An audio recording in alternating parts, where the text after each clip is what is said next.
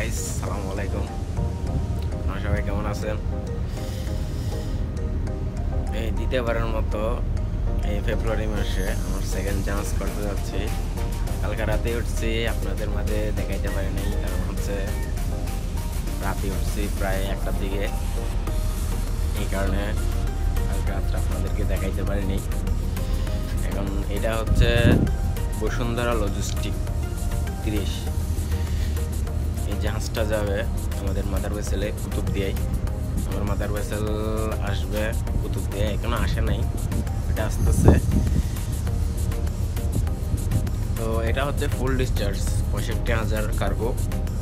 এটাতে 7-8 দিন লাগতে পারে, জাহাজ সম্ভব বোঝা যাইতেছে। বাংলা জাহাজ তো,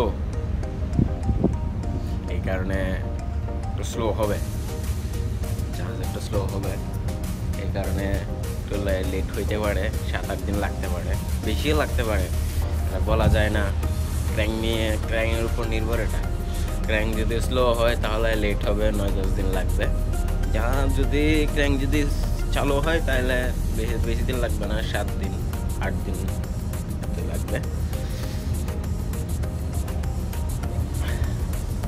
তো আপনারা আমাকে সাপোর্ট করবেন সবাই।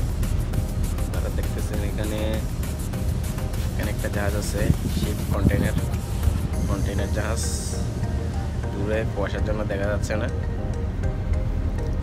এখন বাজে 7টা, 7:30 বাজে।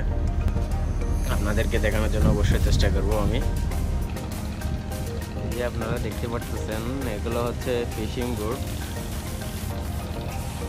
যে ওটা ফিশিং বোট না, ছোটটা, যেটা আরেকটা দেখতেছেন কালারিং, এটা হচ্ছে দেখাইতেছি জুম করে।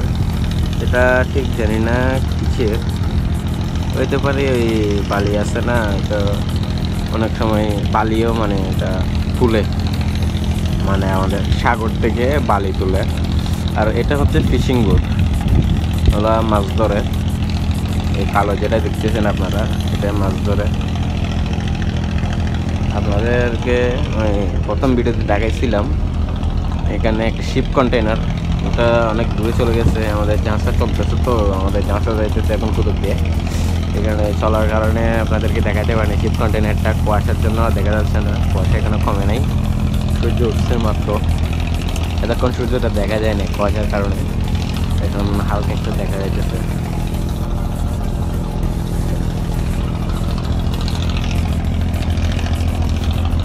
এখানে আমরা মানুষ আছি প্রায় 30-35 জনের মতো। জাহাজটা তেমনটা ছোট না, মানে বসুন্ধরার যে যতগুলো ছোট জাহাজ আছে সবগুলো মোটামুটি বড়, প্রায় 30-35 টন কার্গো নেই এগুলোতে। আমি আপনাদেরকে অবশ্যই দেখানোর চেষ্টা করব শিপে কেমনে ওঠে মানুষ, কেমনে নামে, ওগুলো দেখানোর জন্য অবশ্যই চেষ্টা করব।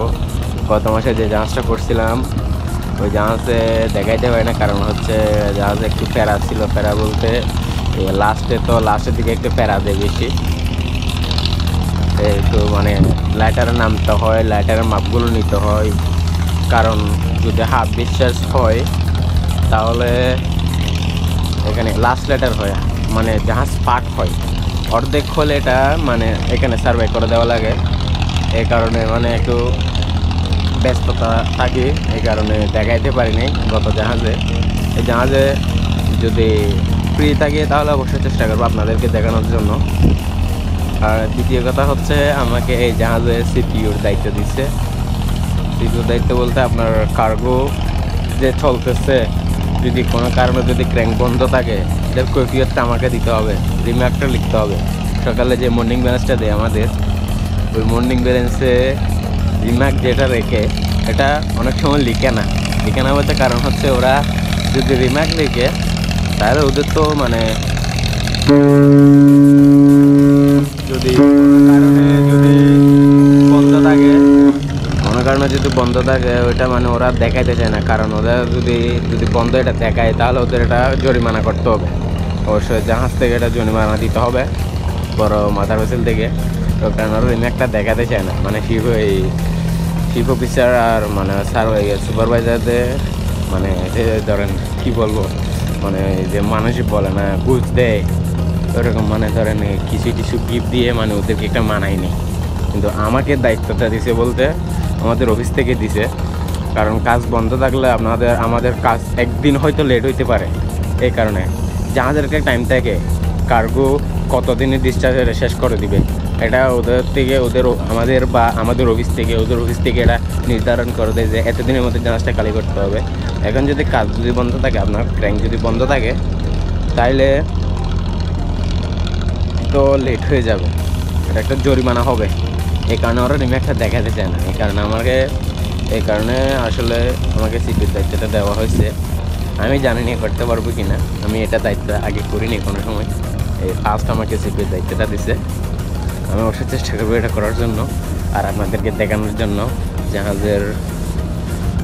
জাহাজে অনেক কাজের নিয়ম আছে, সব কিছু কাজের এক একটা নিয়ম আছে, বুঝছেন আপনাদেরকে অবশ্যই দেখানোর চেষ্টা করবো। এগুলা দেখতেছেন এখানে, এটা একটা লাইটার, বসুন্ধরার লাইটার, আমাদের এই কোম্পানি এটার। এখানে জাহাজ কয়টা দিচ্ছে ঠিক জানি না আমি, কুতুবদিয়ায় হয়তো 2-3টা দিতে পারে, যা সম্ভব ভোল্টেজটা 3টা বা 4টা দিতে পারে লাইটার। আমাদের লাইটারটার নাম হচ্ছে বসুন্ধরা লজিস্টিক 30। এখানে নামটা লেখে নাই, কারণ কি ঠিক জানি না। মানে দেখতে একদম মাথার বেসেলের মতো পিছনের সাইড যেগুলো দেখতেছেন আপনারা এখন, এই যে এমনি লাইটার ছোটো লাইটার যেগুলো থাকে ওগুলো এরকম থাকে না। ওগুলা লাইটারগুলো বোঝা যায়, ছোটোগুলো বোঝা যায়। এগুলো একটু দেখতে একটু চওড়া তো।